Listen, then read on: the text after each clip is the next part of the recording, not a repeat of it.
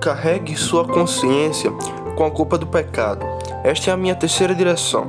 Carregue sua consciência com a culpa disso.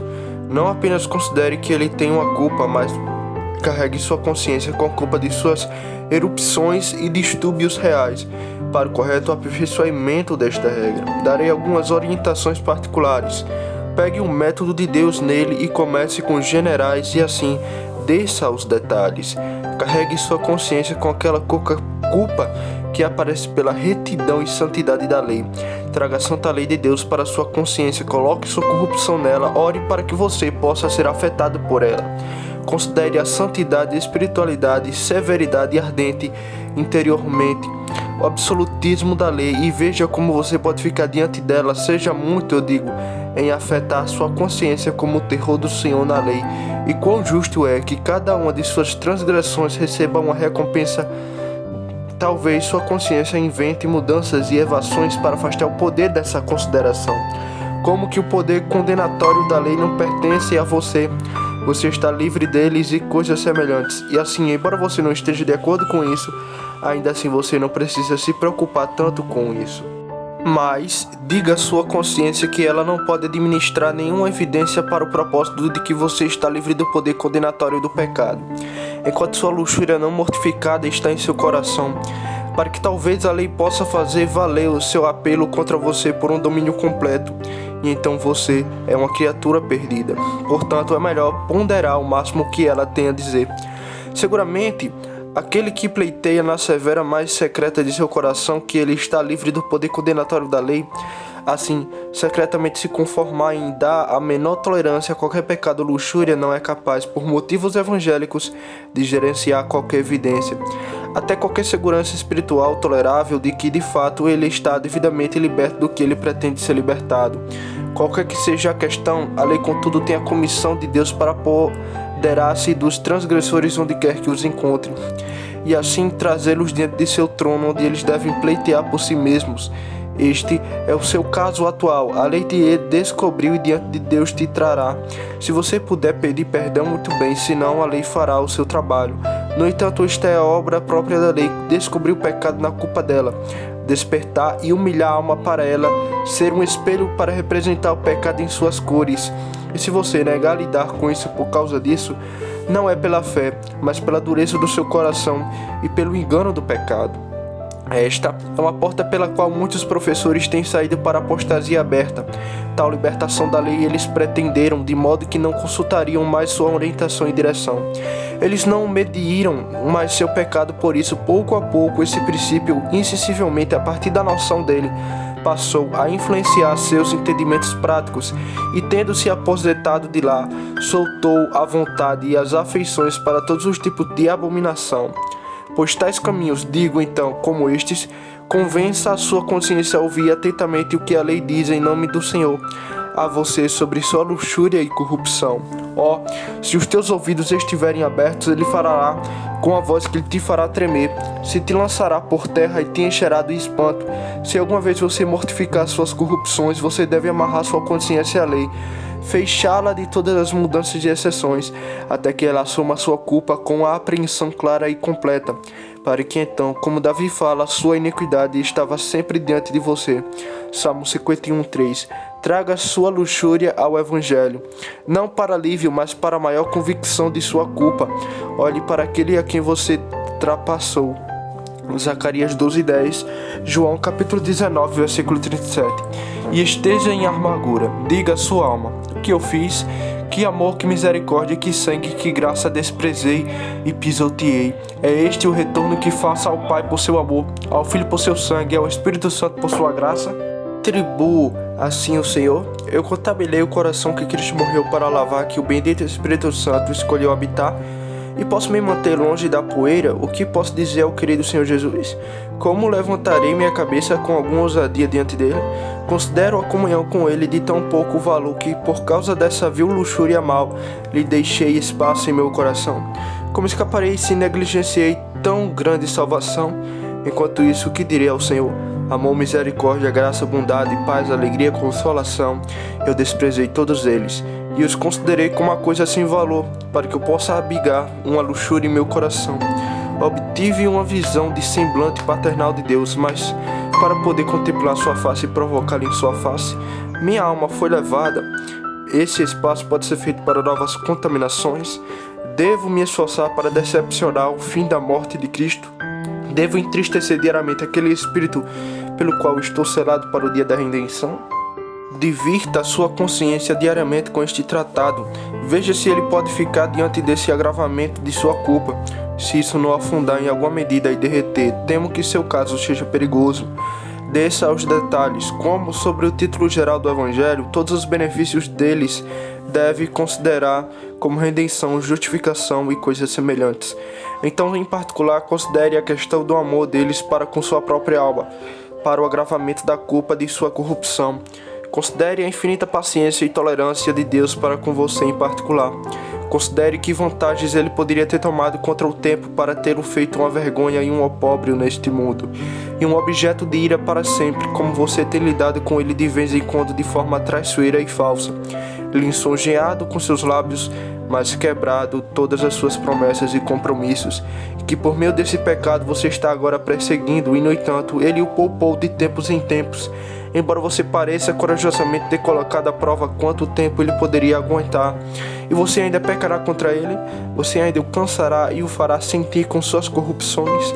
Você não esteve muitas vezes pronto para concluir que era totalmente impossível que ele aguentasse mais com você, que ele o rejeitaria e não seria mais gracioso, que toda a sua paciência se esgotou e o inferno e a ira já estavam preparados para você, e ainda acima de todas as suas expectativas ele voltou com visitas de amor, e você ainda permanecerá na provocação dos olhos de sua glória?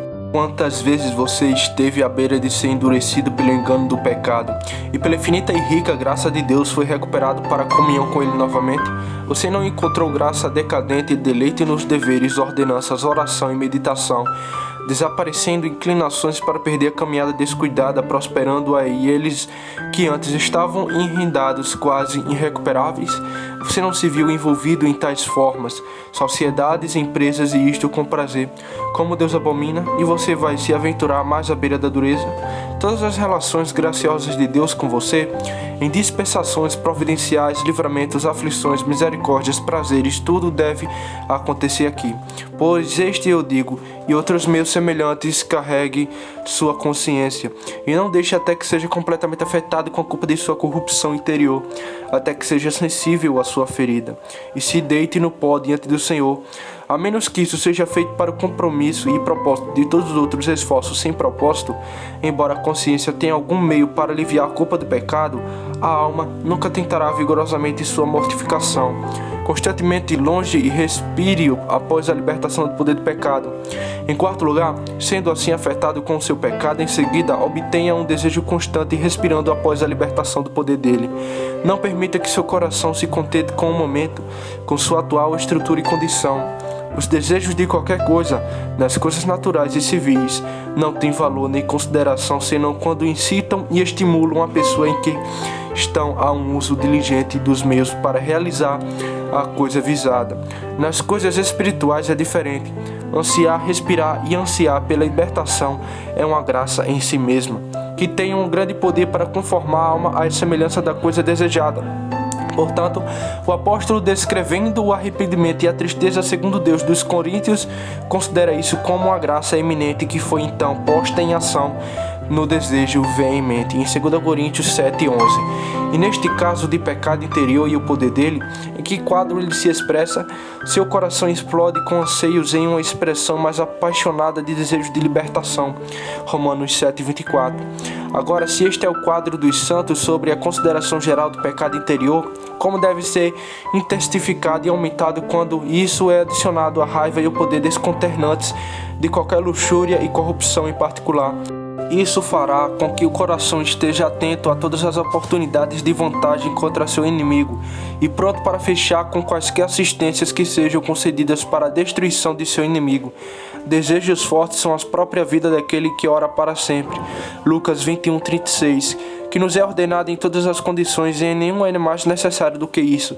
Ele põe fé e esperança no trabalho, e são o movimento da alma após o Senhor.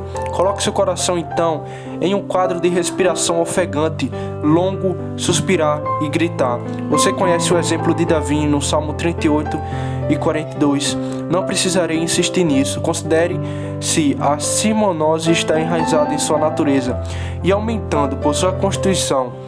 A quinta direção é: considere se a doença com a qual você está perplexo não está enraizada em sua natureza e acariciada, fomentada e aumentada de sua constituição. A propensão a algum pecado pode sem dúvida estar no temperamento e disposição natural dos homens. Neste caso, considere: isso não é de forma alguma uma autonegação da culpa de seu pecado. Alguns, com uma profanação aberta, atribuirão grandes enormidades ao seu temperamento e disposição. E se outros não podem se livrar da culpa preeminente de suas doenças com a mesma consideração, eu não sei. É daquela depravação original de nossa natureza que a fome e a nutrição de qualquer pecado permanecem em nosso temperamento natural. Davi considera que ele foi moldado em iniquidade e concepção em pecado como um agravamento de seu pecado seguinte, não uma diminuição ou atenuação dele, no Salmo 51:5. O fato de você estar peculiarmente inclinado a qualquer doença pecaminosa é apenas uma ruptura peculiar da luxúria original em sua natureza, que deve rebaixar e humilhá-lo peculiarmente. O que você que tem que fixar nessa conta em referência ao seu andar com Deus é que uma vantagem tão grande é dada ao pecado como também a Satanás, por este seu temperamento à disposição, que sem extraordinária vigilância, cuidado e diligência, eles certamente prevalecerão contra a sua alma. Milhares foram, por causa disso, precipitados para o inferno, que de outra forma, pelo menos, poderiam ter ido a um ritmo mais gentil, menos provocador, menos malicioso. Para a mortificação de qualquer doença tão enraizada na natureza de um homem, até todas as outras formas e meios já mencionados ou a serem insistidos, há um expediente peculiarmente adequado. Esta é a do apóstolo: eu disciplino meu corpo e o trago em sujeição. 1 Coríntios capítulo 9, versículo 27. A submissão do próprio corpo à sujeição é uma ordenança de Deus tendente à mortificação do pecado. Isso dá controle à raiz natural da simonose e a murcha, tirando sua gordura do solo. Talvez porque os papistas, homens ignorantes da justiça de Cristo, da obra de seu Espírito e todo o negócio em mãos, colocaram todo o peso e estresse da mortificação em serviços voluntários e penitências, levando à sujeição do corpo, conhecendo de fato a verdadeira natureza nem do pecado nem da mortificação. Pode, por outro lado, negligenciar alguns meios de humilhação que pelo próprio Deus são possuídos e designados. A submissão do corpo, no caso em que se insiste, cortando o apetite natural, jejuando, vigiando e coisas semelhantes, é sem dúvida aceitável a Deus. Assim deve ser feito com as seguintes limitações: o enfraquecimento e deterioração externa do corpo não deve ser visto como uma coisa boa em si, ou que qualquer mortificação consiste nele, que novamente nos colocaria sobre ordenanças carnais, mas apenas como um meio para o fim proposto, o enfraquecimento de qualquer simonose em sua raiz e sede naturais. O homem pode ter magreza de corpo e alma juntos. Os meios pelos quais isso é feito, a saber, jejuando e vigiando e semelhantes, devem ser vistos como coisas em que si mesma, e em virtude de seu próprio poder, não pode produzir verdadeira mortificação de nenhum pecado. Pois se quisesse, o pecado poderia ser mortificado sem qualquer ajuda do Espírito em qualquer pessoa não regenerada no mundo. Eles devem ser vistos apenas como maneiras pelas quais o Espírito pode, e às vezes o faz, colocar força para a realização de sua própria obra, especialmente no caso mencionado. A falta de uma compreensão correta e o devido aprimoramento dessas e outras considerações levantou uma mortificação entre os papistas que pode ser melhor aplicada a cavalos e outros animais do campo do que aos crentes. Esta é a soma do que foi dito. Quando a doença de que se queixa parece estar enraizada do temperamento e na constituição naturais, ao aplicar nossas almas à participação do sangue e do Espírito de Cristo, deve-se fazer um esforço para conferir no caminho de Deus para a raiz natural dessa doença. Considere as ocasiões e vantagens que sua sinove teve para exercitar e se desenvolver, e obteve todas elas. A sexta direção é: considere quais ocasiões, quais vantagens sua simonose tirou para se exercer e se manifestar, e vigie todas elas. Esta é uma parte do dever que nosso abençoado Salvador recomenda aos seus discípulos sobre o nome de vigiar. Digo a todos vocês, vigiai. Marcos 13:37, que em Lucas 21:34 é: acauteláveis para que os vossos corações não se sobrecarreguem. Vigie contra todas as erupções de sua corrupção. Refiro-me àquela que Davi professava ser exercido. Eu tenho, diz ele, mantido a mim mesmo da minha iniquidade. Salmo 18:23. Ele observou todos os caminhos e obras de sua iniquidade, para impedi-los para levantar contra eles. É para isso que somos chamados sobre o nome de considerar nossos caminhos. Considere de que maneiras, quais empresas, quais oportunidades, quais estudos, quais negócios, quais condições em algum momento deram, ou geralmente dão vantagens para suas doenças e oponham-se cuidadosamente contra todas elas. Os homens farão isso com respeito às suas enfermidades e doenças corporais. As estações do ano, a dieta, o ar que se mostraram ofensivos devem ser evitados. As coisas da alma são de menor importância. Saiba que aquele que se atreve a brincar com ocasiões de pecado, ousará pecar. Aquele que se aventurar nas tentações da maldade, se aventurará na maldade. Azazel pensou que não deveria ser tão perverso quanto o profeta lhe disse que seria. Para convencê-lo, o profeta não lhe diz mais, mas diz: você será rei da Síria. 2 Reis, capítulo 8, versículo 13. Se ele se aventurar em tentações de crueldade, ele será cruel. Diga a um homem que ele se cometerá tais e tais pecados, ele se assustará com isso. Se você puder convencê-lo de que ele se aventurará em tais ocasiões e tentações delas, ele terá pouco terreno para sua confiança. Direções particulares pertencentes a esta cabeça são muitas, não para serem insistidas agora, mas porque esta cabeça não é menos importante do que toda a doutrina aqui tratada. Eu tratei dela em geral em outro tratado, sobre entrar em tentações. Levante-se poderosamente contra as primeiras ações e concepções de sua doença. E a sétima direção é: levante-se poderosamente contra os primeiros atos de sua doença, suas primeiras concepções. Sofrer para não ter o mínimo de terreno. Não diga até aqui irá e não mais adiante. Se tiver permissão para um passado, levará a outro. É impossível estabelecer limites para o pecado.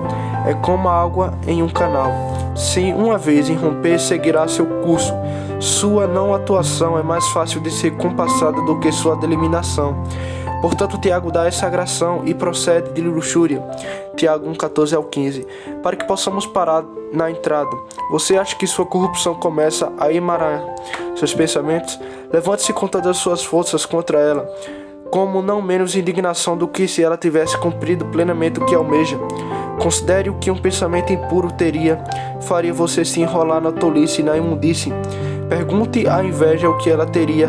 Assassinato e destruição estão no final. Coloque-se contra ela com não menos vigor do que se ela o tivesse rebaixado totalmente à maldade. Sem este curso você não vai prevalecer.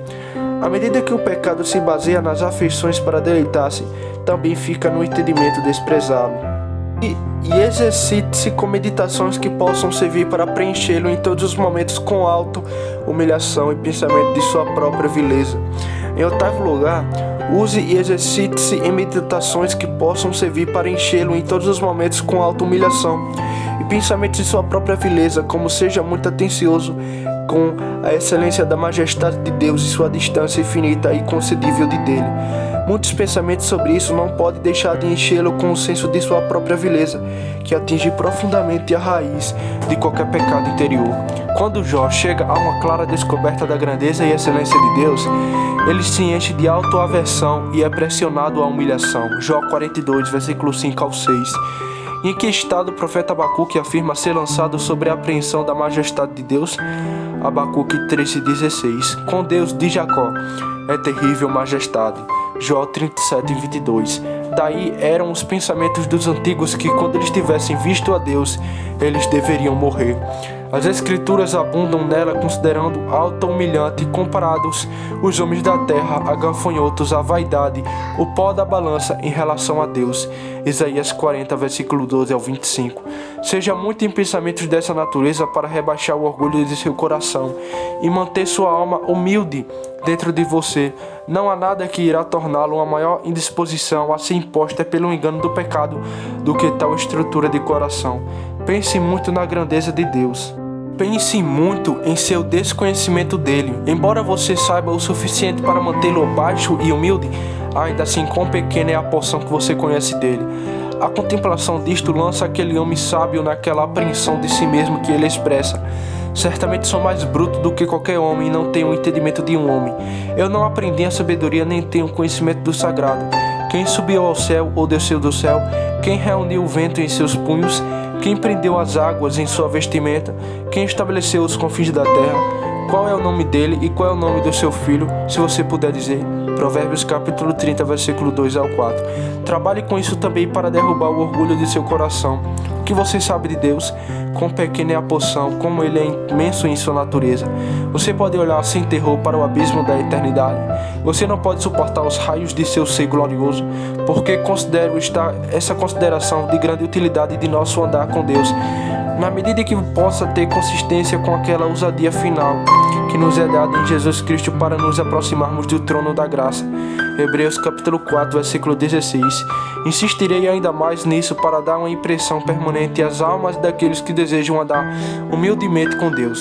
Considere então, eu digo, para manter seu coração em reverência contínua pela majestade de Deus, que as pessoas da mais alta e eminente realização, da comunhão mais próxima e familiar com Deus, ainda nesta vida conhecem muito pouco dele e de sua glória. Deus revela seu nome a Moisés, os atributos mais gloriosos que ele manifestou na aliança da graça. Êxodo 34, versículo 5 ao 6. No entanto, todos são apenas as partes traseiras de Deus. Tudo que ele conhece por isso é pouco, baixo comparado às perfeições de sua glória. Por isso é com referência peculiar a Moisés que se diz: ninguém jamais viu a Deus. João, capítulo 1, versículo 18. Dele, em comparação com Cristo, ele fala no versículo 17: e dele aqui é dito: ninguém, não Moisés, o mais eminente entre eles, já viu Deus a qualquer momento. Falamos muito de Deus, podemos falar dele, seus caminhos, suas obras, seus conselhos, o dia todo. A verdade é que sabemos muito pouco dele. Nossos pensamentos, nossas meditações, nossas expressões dele são baixas, muitas delas indignas de sua glória, nenhuma delas alcançando suas perfeições. Objeção. Você dirá que Moisés estava sobre a lei quando dele se envolveu em trevas, e sua mente em tipos e nuvens e instituições escuras, sobre o glorioso resplendor do Evangelho, que trouxe vida e imortalidade à luz. Deus sendo revelado de seu próprio seio, agora o conhecemos muito mais claramente, e como ele é, vemos seu rosto agora, e não apenas suas costas, como Moisés fez. Resposta. Reconheço uma grande e quase inconcebível diferença entre o conhecimento que agora temos com Deus, depois que ele nos falou por meio de seu próprio Filho. Hebreus capítulo 1, versículo 2. E aquilo que geralmente dos santos tinham sobre a lei, pois embora seus olhos fossem tão bons, afiados e claros como os nossos, sua fé e entendimento espiritual não atrás do nossos, o objeto tão glorioso para eles quanto para nós. Ainda assim, nosso dia é mais claro do que o deles, as nuvens são sopradas e dispersas. Canto capítulo 4, versículo 6. As sombras da noite se foram e fugiram, o sol nasceu, e os meios de visão se tornaram ainda mais eminente e claro do que antes. Ainda, aquela visão peculiar que Moisés teve de Deus, Êxodo 34, era uma visão do Evangelho, uma visão de Deus como gracioso, e ainda assim é chamado apenas de suas artes traseiras, isto é, mais baixo e mesquinho em comparação com sua excelência e perfeições. O apóstolo exaltando ao máximo esta glória da luz acima da lei, manifestando que agora o véu que causa as trevas é removido, em 2 Coríntios capítulo 3, versículo 3 ao 16, de modo que com a face aberta ou descoberta, contemplamos a glória do Senhor, nos diz como um espelho, 1 Coríntios capítulo 13, versículo 12, em o corpo, como é isso? Claramente, perfeitamente? Ah não, ele lhe diz como é. Nós vemos através de um espelho obscuramente, diz ele em 1 Coríntios capítulo 13, versículo 12. Não é um telescópio que nos ajuda a ver as coisas de longe, sobre as quais o apóstolo fala, e no entanto que pobre ajuda são, quão aquém de verdade das coisas apesar de sua ajuda. É um espelho que alude onde há apenas espécies e imagens obscuras das coisas e não as próprias coisas. E uma visão dela, com a qual ele compara nosso conhecimento.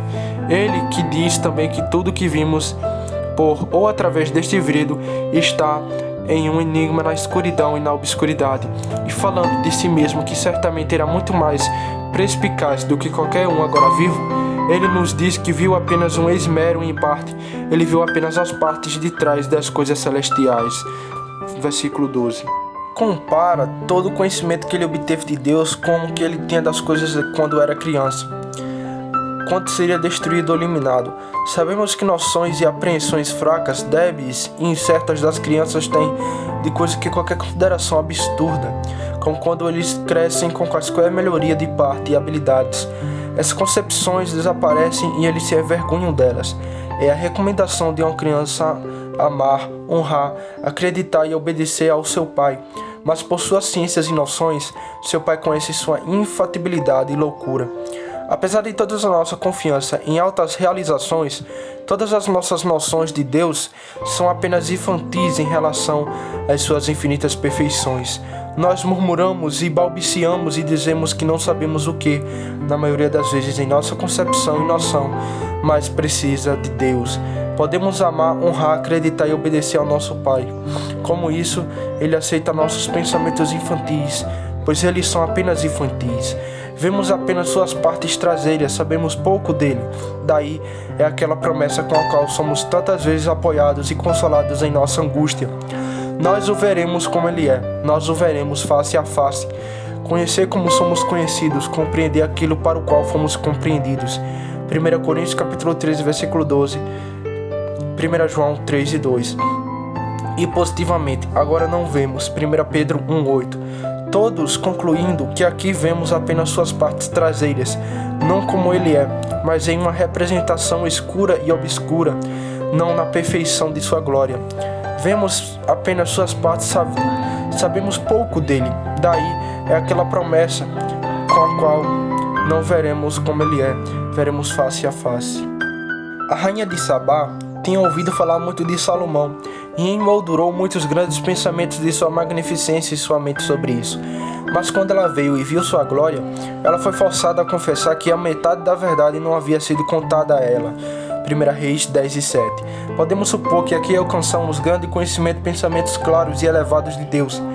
Mas infelizmente, quando eles nos levam à sua presença, clamaremos: nunca o conhecemos como ele é, e a milésima parte de sua glória, perfeição e bem-aventurança nunca entrou em nossos corações. O apóstolo nos diz que não sabemos o que nós mesmos seremos. 1 João capítulo 3, versículo 2. O que nos encontraremos na questão? Muitos mesmo entrará em nossos corações para conceder o que Deus é e o que devemos encontrá-lo. Considere aquele que deve ser conhecido, ou o modo pelo qual o conhecemos. Isto aparece ainda. Conheceremos tão pouco de Deus porque é Deus que deve ser conhecido, isto é, aquele que se descreveu a si mesmo, muito por isso que não podemos conhecê-lo. O que mais ele pretende quando se diz invisível, incompreensível e coisas do gênero? Isto é, aquele que não conhecemos não podemos conhecer como ele é. E nosso progresso posterior consiste ainda em saber o que ele é, do que ele é. Assim, ele é descrito como imortal infinito, isto é, como nós, mortal infinito e ilimitado. Daí, aquela gloriosa descrição dele. Quem somente tem imortalidade, habitando na luz da qual nenhum homem pode se aproximar, a quem nenhum homem viu nem pode ver. 1 Timóteo 6,16. Sua luz é tão que nenhuma criatura pode se aproximar. Ele não é visto não porque pode ser visto, mas porque não podemos suportar vê-lo. A luz de Deus em que não há trevas proíbe todo o acesso a ele por qualquer criatura. Nós, que não podemos contemplar o sol em sua glória, somos fracos demais para suportar os raios de brilho infinito. Sobre esta consideração, como foi dito, o homem sábio se declara uma verdadeira besta e não tem entendimento de homem. Provérbios 32. Isto é, ele não conhecia nada em comparação com Deus, de modo que ele parecia ter perdido todo o seu entendimento quando uma vez passou a considerá-lo, seu trabalho e seus modos. Nesta consideração que nossas almas desçam a algum particular. Para o ser de Deus, estamos tão longe de conhecê-lo de modo a podermos instruir uns aos outros por palavras e expressões dele, como que enquadrar quaisquer concepções em nossa mente, como tais espécies e impressões de coisas pelas quais recebemos o conhecimento de todas as outras coisas. É fazer um ídolo para nós mesmos e assim adorar um Deus de nossa própria criação e não o Deus que nos fez. Podemos também ilegalmente esculpi-lo em madeira ou pedra, como forma de um ser em nossas mentes, adequado a nossas apreensões. O máximo do melhor de nossos pensamentos sobre o ser de Deus é que não podemos ter pensamento sobre isso. Nosso conhecimento de um ser é baixo, quando não sobe mais alto, mas apenas para saber que não conhecemos. Pode haver algumas coisas de Deus que Ele mesmo nos ensinou a falar e regular nossas expressões delas. Mas quando o fizemos, não vemos as coisas em si, nós não conhecemos. Acreditar e admirar é tudo que alcançamos. Professamos como somos ensinados que Deus é infinito, onipotente e eterno, e sabemos que disputas e noções existem sobre onipresença, imensidão, infinitude e eternidade. Temos dito palavras e noções sobre essas coisas, mas quanto às próprias coisas que sabemos, o que compreendemos deles, a mente do homem pode fazer mais do que engolir-se em um abismo infinito, que é como nada, entregar-se ao que não pode conceder, muito menos expressar. Não é nosso entendimento bruto na contemplação de tais coisas e é como se não fosse? Sim, a perfeição de nosso entendimento não é entender e descansar lá. Eles são apenas as partes traseiras da eternidade e infinitude das quais temos um vislumbre. O que direi da Trindade? O que da subsistência das pessoas distintas da essência individual? Um mistério por muito negado, porque por ninguém entendido. Um mistério cuja letra é misteriosa. Quem pode declarar a geração do Filho, a possessão do Espírito ou a diferença de um ou do outro? Mas não darei mais exemplos em detalhes. Essa distância infinita e inconcebível que existe entre Ele e nós nos mantém no escuro quanto à questão visão de seu rosto ou apreensão clara de suas perfeições. Nós o conhecemos mais pelo que Ele faz do que pelo que Ele é. Por nos fazer bem, por sua bondade essencial, e com pequena parte dele, como já fala, é descoberto. Sabemos pouco de Deus, porque a semente é a fé pela qual aqui o conhecemos.